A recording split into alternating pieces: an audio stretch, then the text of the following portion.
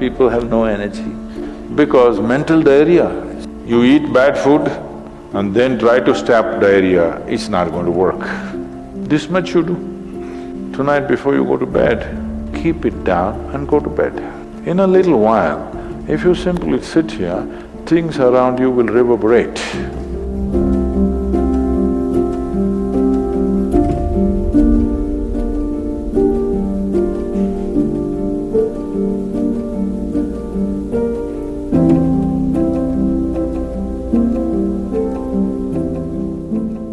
Is it possible to do it without using specific mudras, whatever? Yes. These are all small help, little assistance. You don't see a Shiva or a Krishna holding mudra and sitting like this, simply intense. Nor will you ever see me sitting like this. No, you will not see me practicing Shambhavi or this or that. If I just close my eyes for 20 seconds, I'm done. I'm ready for the day. So, this is all good help. But is it the only way to do it? No. You can simply sit.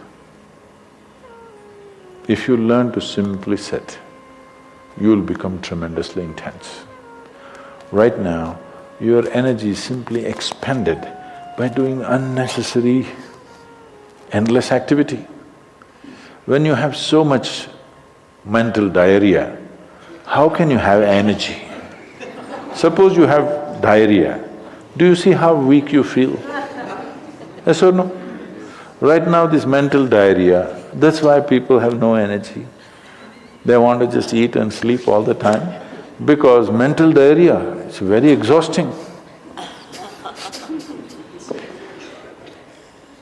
If you have physical diarrhea, you know how exhausting it is. Yes? This is also equally exhausting. People are sleeping 8 hours, 10 hours a day, not because they're working so much or their body is in such a bad state, it's just mental diarrhea. If you stop the mental diarrhea, there's enough energy to make this very, very intense. Now how do I stop mental diarrhea? If you have diarrhea, physical diarrhea, what is the first thing to do? Huh? What?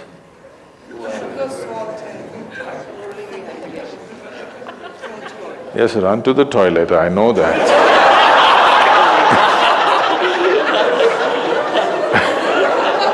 I'm saying as a corrective measure, what's the first thing you do?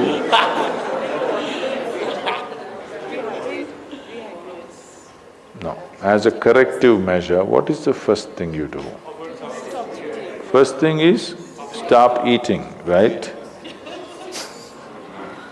Yes or no? But diarrhea means in some way we've eaten something that the body doesn't want. It's trying to throw it out. Yes? You've taken something inside which the body doesn't like, it wants to throw it out. First thing is, stay away from food for some time. You eat bad food and then try to stop diarrhea, it's not going to work. So similarly, bad food for the mind is just this. You have gotten identified with things that you are not. The moment you get identified with things that you are not, mental diarrhea is inevitable. It's bad food for the mind. Now it will run endlessly, do what you want. You do any damn meditation, you say Shiva, Rama, it's not going to stop. It's not stopped, isn't it?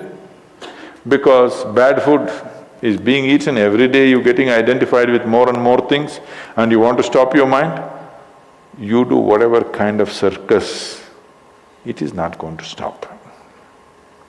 If you disidentify with everything, if you understand what is you and what is not you, If you keep a little distance from that, mind will become still.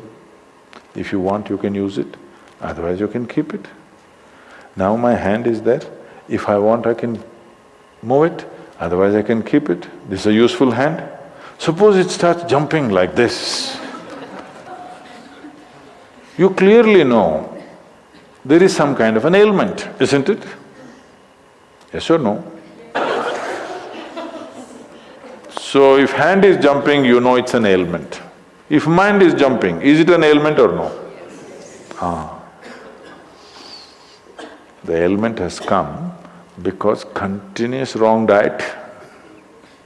You tell your mind that I am this, I am this, I am that, I am that. It's having diarrhea. You stop giving it wrong food. If you clearly see what… even if you do not know what is me, at least you know what is not me, isn't it? This much you do. Tonight before you go to bed, sit on your bed and sit down and discount everything that is not you.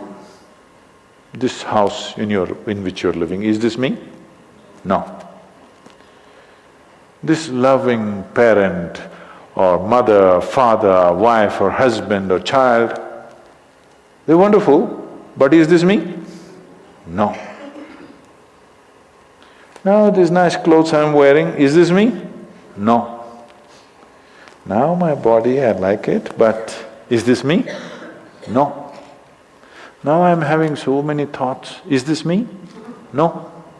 Now I'm having wonderful emotions, is this me? No. Like this, everything that's not you, before you sleep, keep it down and go to bed.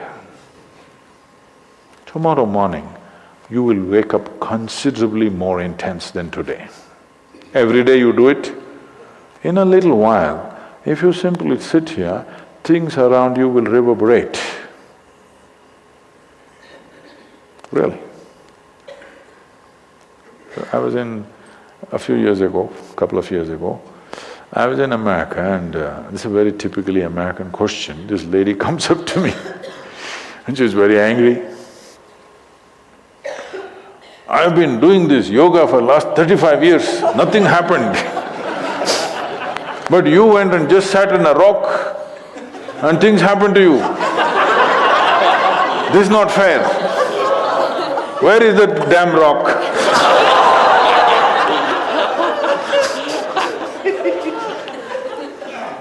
She thinks it's the rock which did it.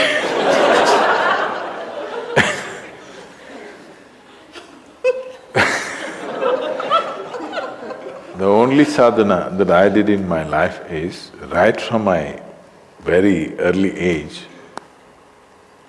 though I was very actively involved with everybody around me, I never identified myself with my parents or my siblings or my endless number of friends or the society or the religion or the country or anything around me.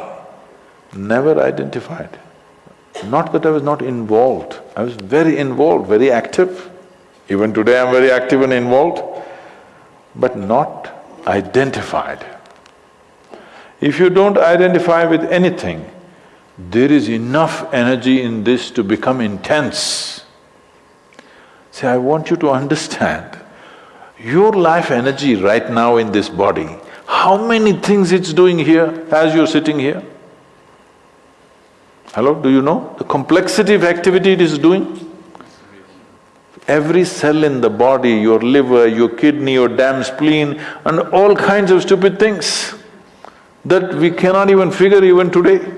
Yes? Just see as you sit here, how many things this energy is doing. Obviously it must be intense to do all this. You are not able to experience it because of diarrhea. When you have diarrhea, that's how you feel, isn't it? Yes or no? So that's how it is. Stop the diarrhea. Stop eating bad food, diarrhea will stop. Once diarrhea stops, there's enough energy in this to sit here and reverberate in a very intense way.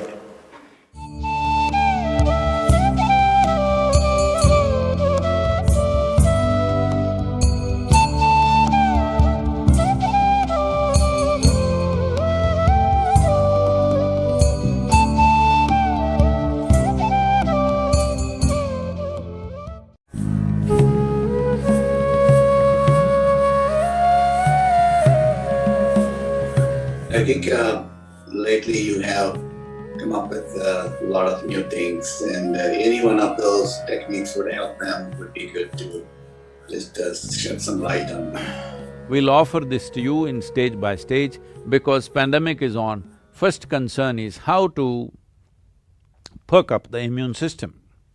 Today studies have been done in Harvard Medical School to show how this simple process called Simha Kriya enhances your immune system and also improves your lung capacity and definitely alters the way oxygen distribution happens in the system and maintaining your oxygen levels and keeping your immune system is the most important thing that you need to do right now.